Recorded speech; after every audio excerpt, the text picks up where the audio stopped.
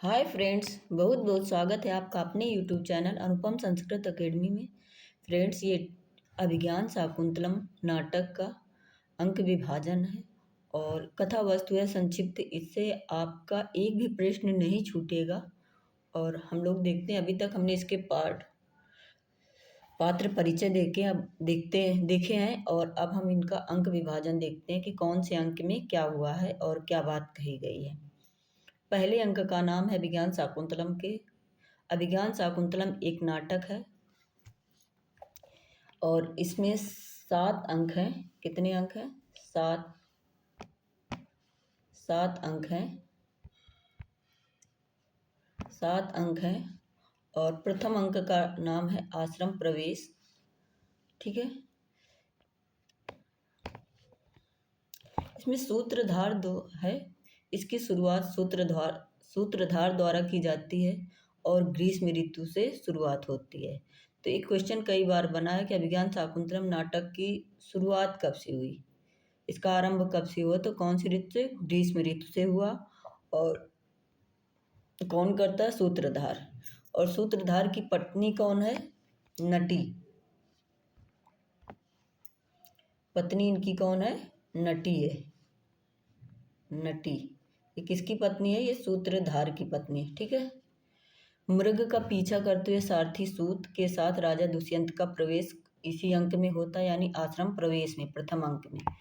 तो जो दुष्यंत हैं वो मृग का पीछा करते हुए सारथी के साथ, सारथी कौन था? सूत था। और राजा दुष्यंत उसी के साथ प्रवेश करते हैं।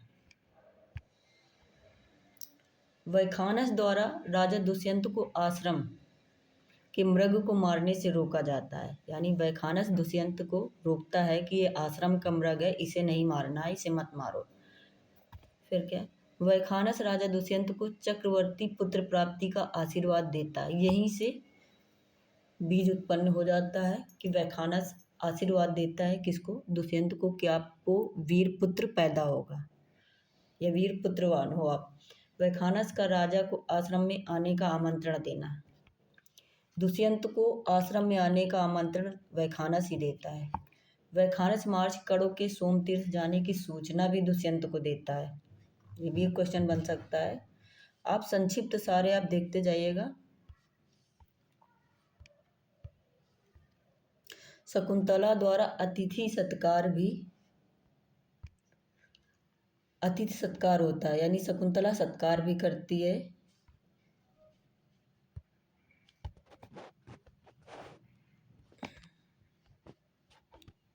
नेक्स्ट पे कालिदास ने चीनी रेशम वर्णन प्रथम अंक में ही किया था। शकुंतला की भ्रमण पीड़ा वो भी प्रथम अंक में हुई। विक्षुब्ध हाथी का आश्रम प्रवेश वो भी प्रथम अंक में ही है, आश्रम प्रवेश अंक में। अनसुईया द्वारा राजा दुष्यंत को शकुंतला के माता पिता विश्वामित्र मेनका के बारे में जानकारी देना, ये प्रथम अंक में। अनसुईया दुष्यंत को शकुंतला के माता पिता कौन है ये बताती है। बोलती है कि ये कण्व ऋषि जो है वो पालक पिता है, जो शकुंतला का पालन पोषण किया है। सुंदर स्त्री की प्राप्ति दाई भुजा का फड़कना होता है। ठीक है, इसी अंक में है। अब द्वितीय अंक में, द्वितीय अंक का नाम क्या है? द्वितीय अंक का नाम है आश्रम निवेश।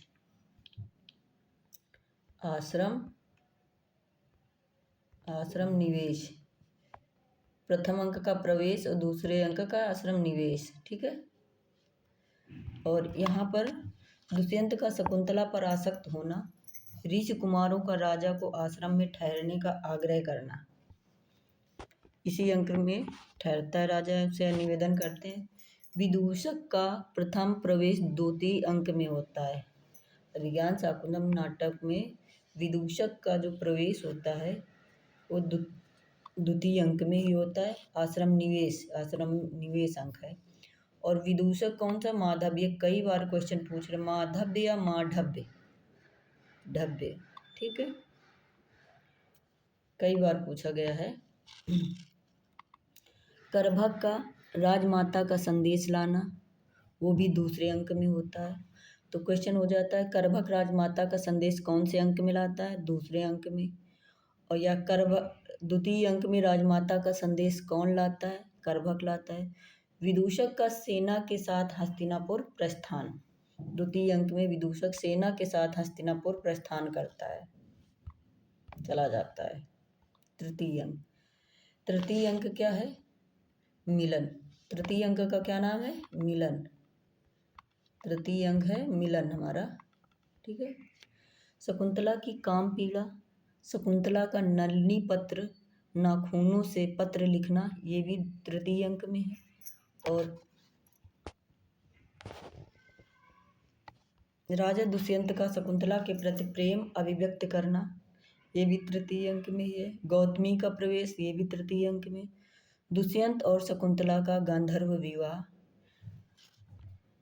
दुष्यंत और शकुंतला का कौन सा विवाह होता है? गांधर्व विवाह भी तृतीय अंक में हो जाता है। यही मिलन इनका होता है, इसलिए इसका नाम मिलन है। चतुर्थ अंक का क्या नाम है? चतुर्थ अंक जो है वो विदाई है और जो सर्वश्रेष्ठ है। विदाई, चतुर्थ अंक का नाम है विदाई और ये सर्वश्रेष्ठ अंक है। सर्वश्रेष्ठ अंक यही है, ठीक है। और इसमें करुण रस है। पूरे अभिज्ञान शाकुंतलम में श्रृंगार रस बट की इसमें कौन सा रस है? करुण रस है, प्रधान है, करुण रस प्रधान है ये, ठीक है।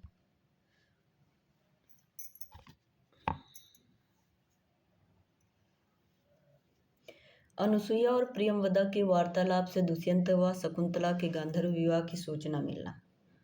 अनुसुईया और प्रियंवदा के वार्तालाप से दुष्यंत व शकुंतला के गांधर्व विवाह की सूचना मिलना। महर्षि दुर्वासा का शकुंतला को शाप दे दिया, महर्षि दुर्वासा ने देना, ये भी चतुर्थ अंक में है। अनुसुईया का ऋषि दुर्वासा को मनाने के लिए प्रियंवदा को भेजना, ये भी चतुर्थ अंक में है। जब अनुसुईया प्रियंवदा और अनुसुईया फूल तोड़ रही थी और शकुंतला आश्रम में अकेली थी, उस समय दुर्वासा ऋषि आए थे और ये अपने दुष्यंत की याद में खोई हुई थी और उनका आतिथ्य सत्कार नहीं किया, इसलिए उन्होंने शाप दे दिया। फ्रेंड्स, ये श्राप नहीं होता, ये शाप वर्ड होता है जो सही होता है। बहुत से लोग अभी भी गलती करते हैं। श्राप नहीं है, ये शाप है, ये वाला सही है, ये रॉन्ग है, ठीक है। प्रियंवदा का दुर्वासा से शाप मुक्ति के लिए अनुनय करना। अनुसुईया प्रियंवदा को भेजती है कि उन्हें मनाओ, तो उन्होंने दुर्वासा ने फिर क्या दिया? दुर्वासा का पहचान चिन्ह दिखाने तक शाप को सीमित करना। दुर्वासा ने कहा कि आप पहचान चिन्ह दिखा देंगी तो शाप दूर हो जाएगा। अनुसुईया और दुष्यंत के मुद्रिका देकर हस्तिनापुर लौटने की जानकारी दें। अनुसुईया द्वारा दुष्यंत के मुद्रिका देकर हस्तिनापुर लौटने की जानकारी देना। अनुसुईया बताती कि दुष्यंत जब यहाँ से गए थे शकुंतला को अंगूठी देकर गए थे, ये जानकारी देती है। और चतुर्थ अंक में ही महर्षि कणु का प्रवेश होता है। महर्षि कणु इसी अंक में प्रवेश करते हैं और आकाशवाणी द्वारा ज्ञात होता है उन्हें कि शकुंतला और दुष्यंत का गांधर्व विवाह हुआ है। दुष्यंत शकुंतला के विवाह व शकुंतला के गर्भवती की सूचना मिलना। शकुंतला विदाई की तैयारी इसी अंक में होती है। कणु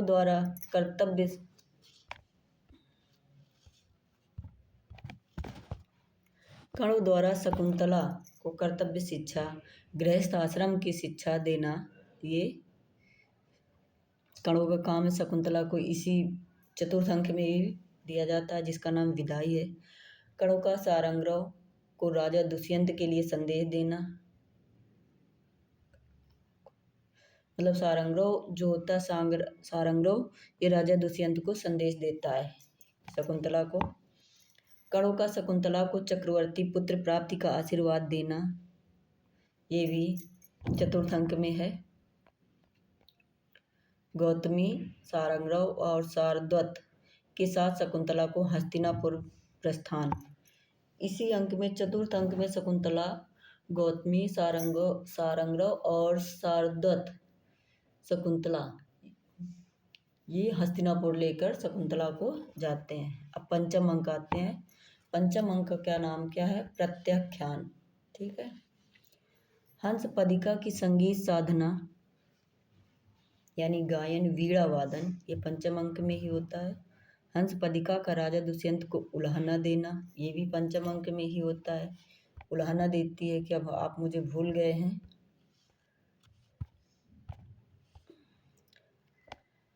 कंचुकी द्वारा राजधर्म वर्णन।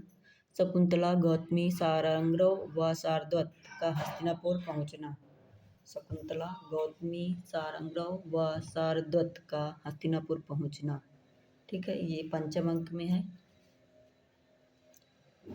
चतुर्थ अंक में प्रस्थान करते हैं और पंचम अंक में पहुंचते हैं दुर्वासा के यहाँ, दुष्यंत के यहाँ हस्तिनापुर। दुर्वासा ऋषि के शाप का प्रभाव दिखाई देना, क्योंकि राजा दुष्यंत का शकुंतला को पहचानने से इनकार करना पंचम अंक में ही होता है। पंचम अंक में ही प्रस्थान तो ये लोग निकल जाते हैं चतुर्थ अंक में, बट प्रस्थान पूरा पहुंचते हैं वहाँ पे पंचम अंक पर। और राजा दुष्यंत शकुंतला को पहचानने से इनकार करता है। शकुंतला की अंगूठी सची तीर्थ शकावतार पर जल वंदना के समय गिर जाती है इसी पंचम अंक में।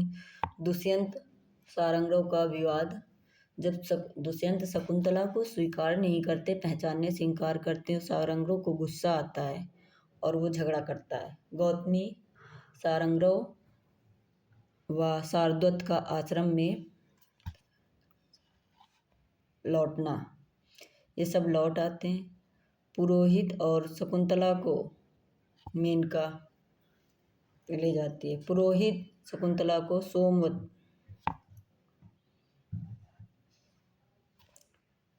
पुरोहित सोमरात का गर्भवती शकुंतला प्रसव पर्यंत अपने घर ले जाना।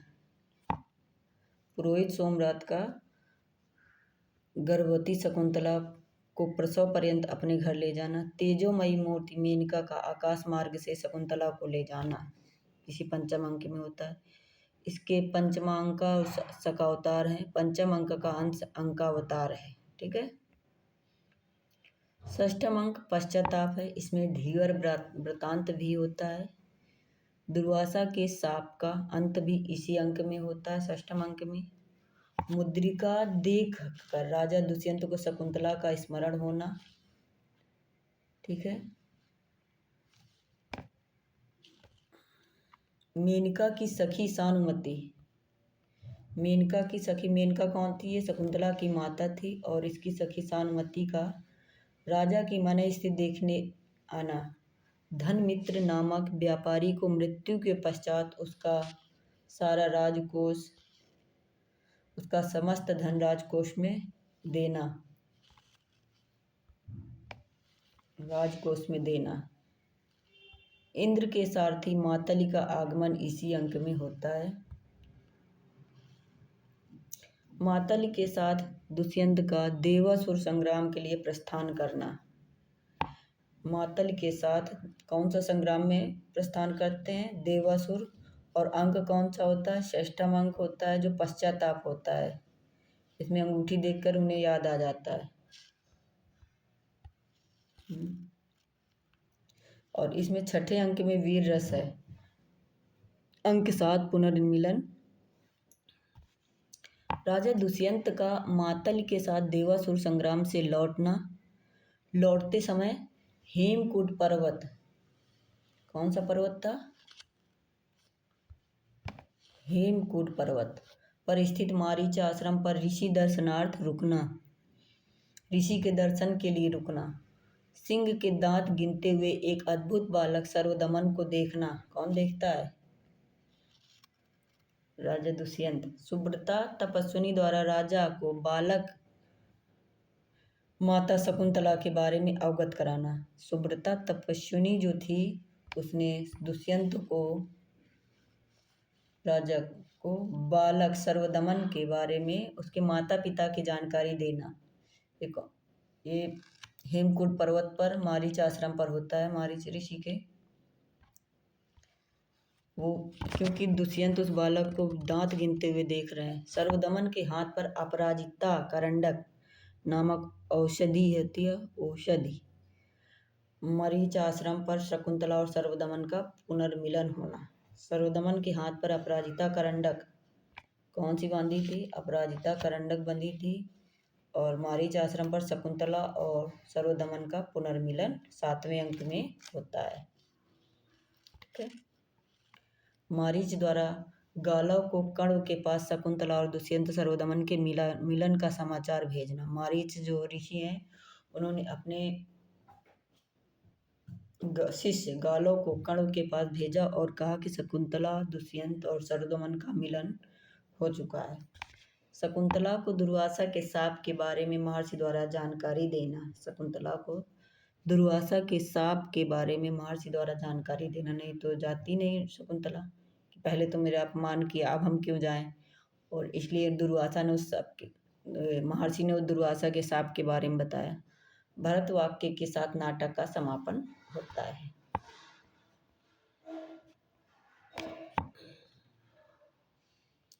धन्यवाद मित्रों।